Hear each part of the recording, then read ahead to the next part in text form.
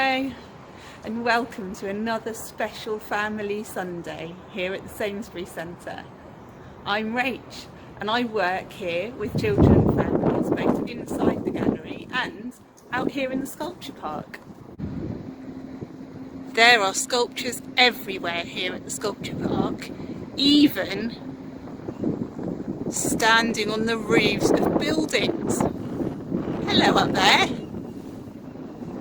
Hi.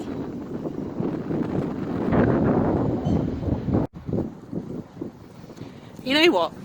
I really miss seeing the children and families who come to visit us here at the Sainsbury Centre. So what I'm going to do is I'm going to go on a bit of an adventure. I'm going to go on and explore around the sculpture park and see if I can find somebody else to talk to.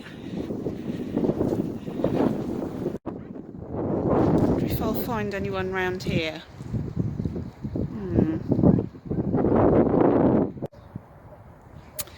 Let's go and see who's down here by the lake. Oh, it's a big puddle, better watch out for that. Good job I'm wearing my wellies.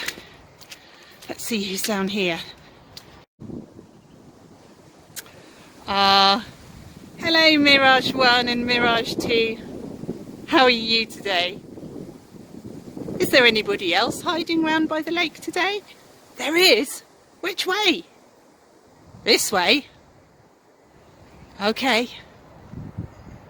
See you later. Be back soon.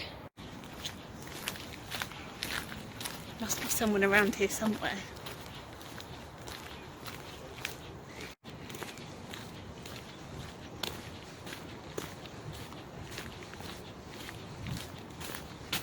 Oh, wait a minute. I think I see someone.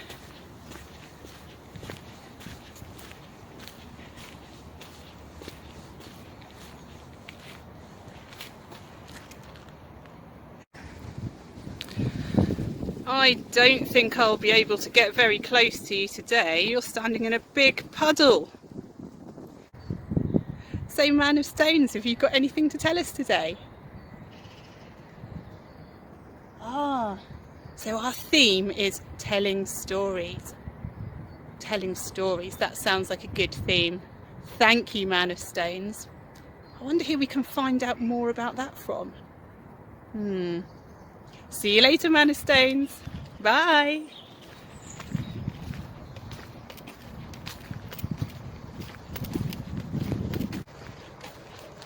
Well, how can we tell stories? What do you think?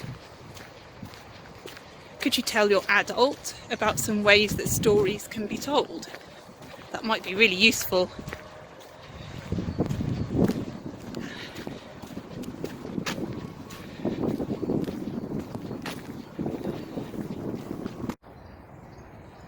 Aha! Maybe this person can help me. Hello, Head.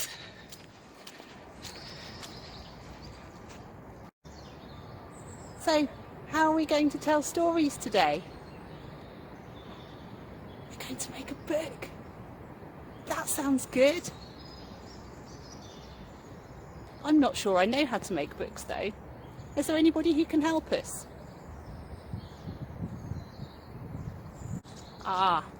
Her name is Hannelore. Brilliant. So Hannelore is going to show us how to make a book. Wonder what we can put in it. Who could tell me about that, I wonder? What do you think?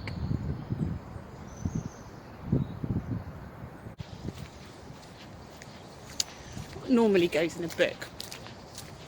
Do you know?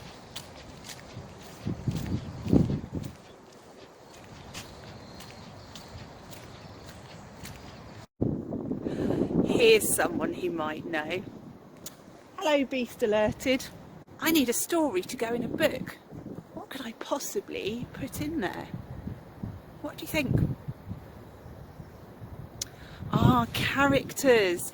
Of course. We need characters to go in a story. They can talk and tell us how they feel, and they can make other things happen, can't they? That's a good idea. What do you think, Beast Alerted? Would you like to be a character in my story? You would? Great. What would you do? Who would you talk to? You'd like to talk to the Tatlin's Tower?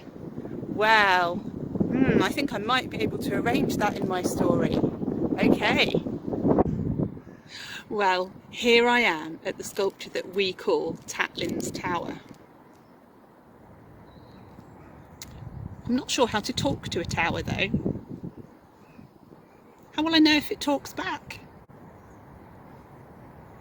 Luckily, after Hannelore has shown you how to make a book, Dot is going to show you some ideas for telling your story and making the characters speak. I can't wait to see and hear what happens. Hello, Hannelore.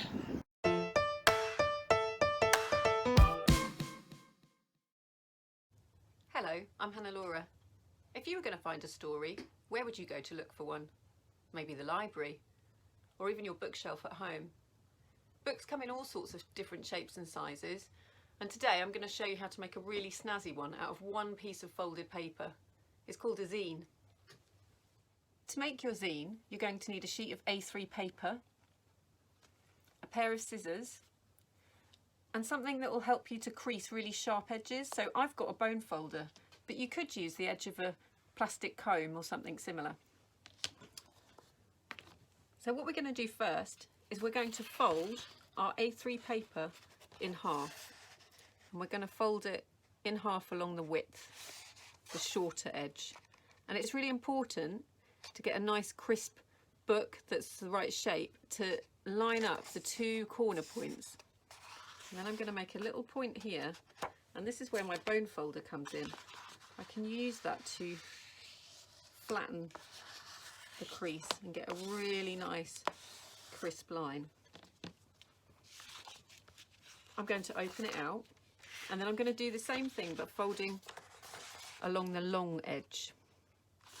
And again, I'm being really careful to line up those corners so that I end up with a book that's not wonky. Again, I'm going to crease it in the middle, and this time I'll show you with my comb. I'm going to rub it from the middle outwards, and then you'll get a really nice crisp crease. So I've got 4 sections, but to make my book I need 8. So this time I'm going to fold the short edge to the middle crease, the middle fold that I've just made. And again, I'm going to make a little dent, and from the middle outwards make that crease using my bone folder, or you could use a comb. And I'll do the same on the other side. So again, making sure it's perfectly meeting in the middle. Use your finger to press down the first bit of crease, and then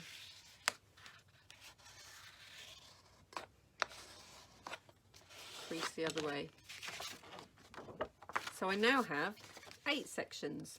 Now it's really useful now to fold all of the creases back in the opposite direction so that they've been folded one way and the other. This makes it easier when we come to fold it out later.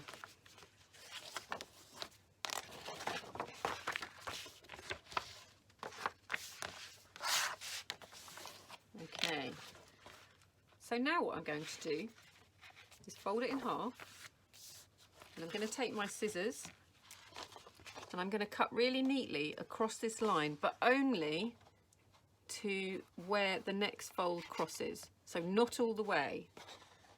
So I'll try and be accurate with my straight line.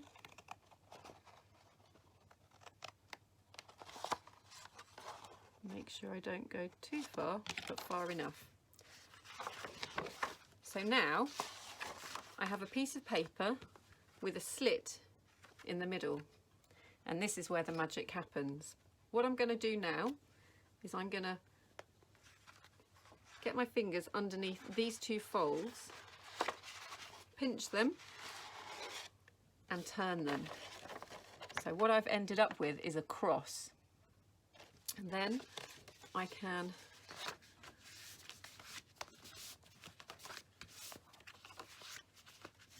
fold all the book pages, and I have made myself a snazzy zine.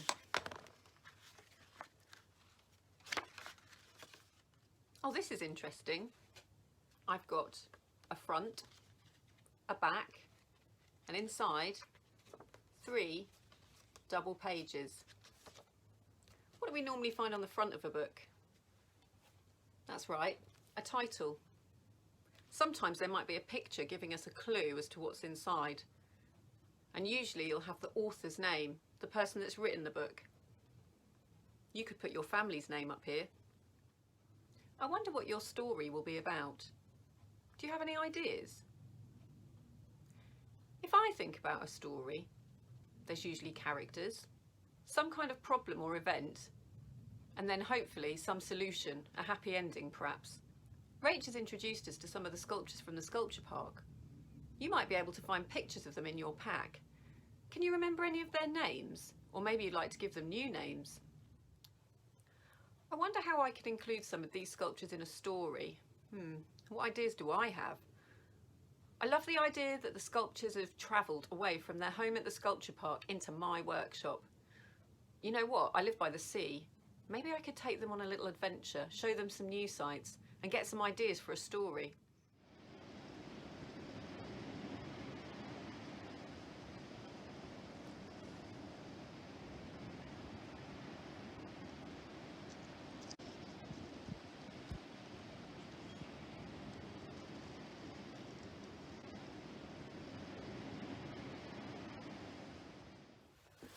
That was really good fun.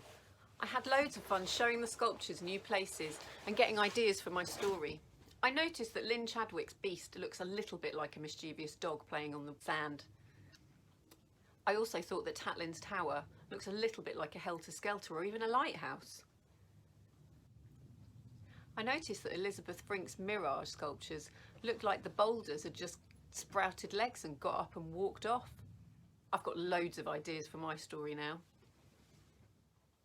I'm going to have a go at making my book using collage.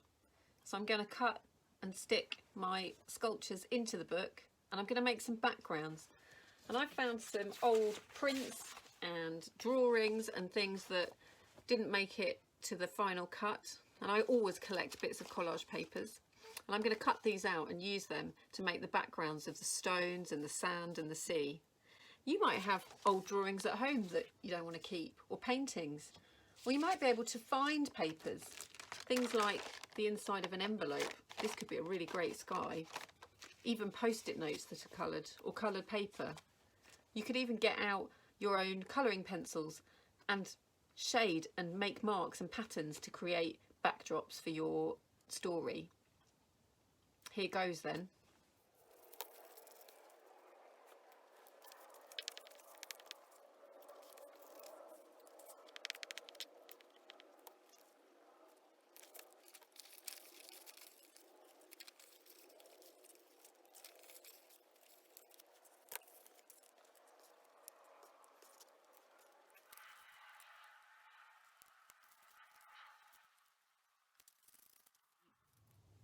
This is my story. These are the sand gods, and they've cast a spell on the stones and caused the stones to come to life. And the stones are about to go off on an epic adventure. I wonder what will happen to them on the way. You could write words to go along with your pictures, or maybe the pictures just speak for themselves. I wonder if you could take the sculptures somewhere new, maybe on your windowsill, or even into your garden, or on a longer journey to the park or woods. Perhaps you could imagine the sculptures having a conversation. What might they say to each other? Have fun, and don't forget to share the stories you create with us. Dot has some great ideas for ways of telling your stories in a more exciting way. Hi Dot, over to you.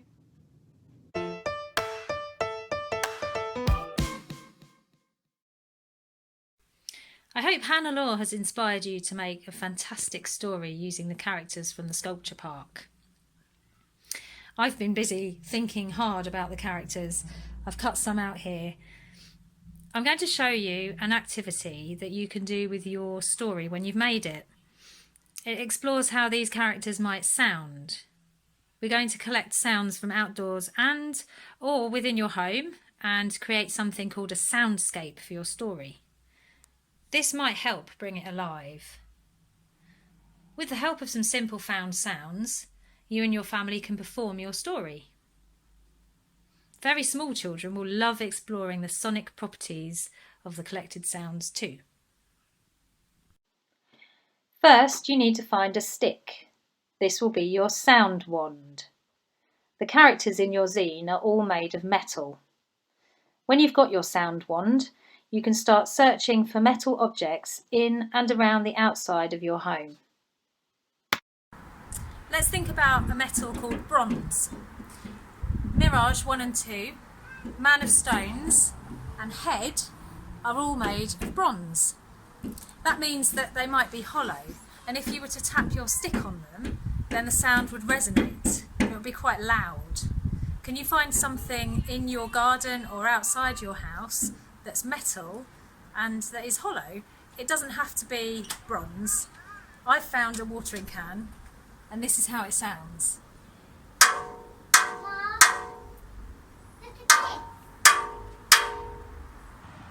Now let's think about iron.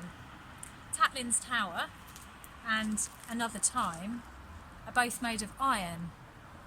Heavy things are made of iron, like railings, gates and even radiators. If you can find something like that outside your house, use your magic stick, see how it sounds.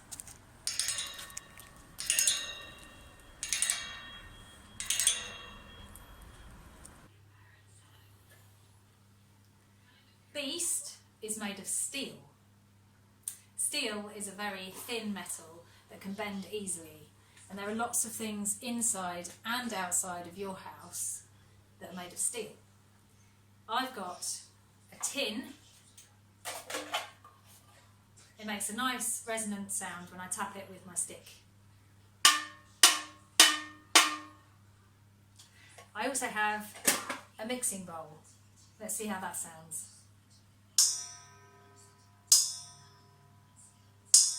It's the same material, but it's got a very different sound, hasn't it? Now you could tap out a rhythm, perhaps a rhythm like this. Man of stones, man of stones, man of stones. Or maybe Mirage 1 and 2, Mirage 1 and 2.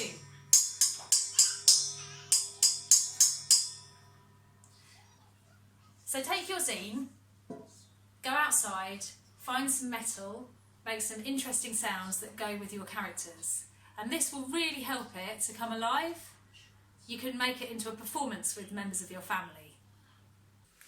Once you've found the sounds that you would like to give the characters in your zine, something else that you could do is to record those sounds, and you can do that on a mobile phone.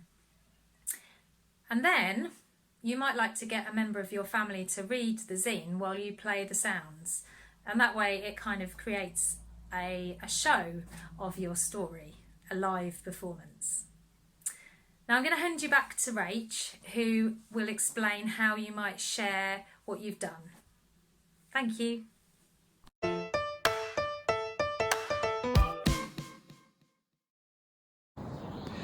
Thank you, Dot. What an adventure.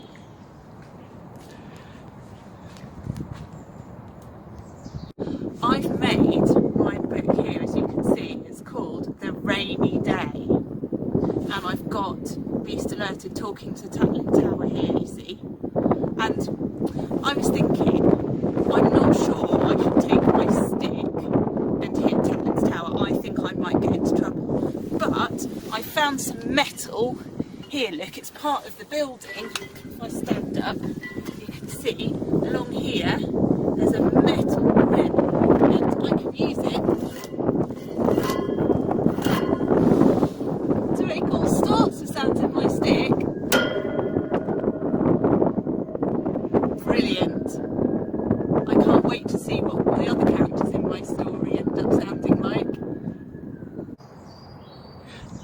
don't forget, Dot, Hannelore and I would love to see what you've made and even hear what you've done.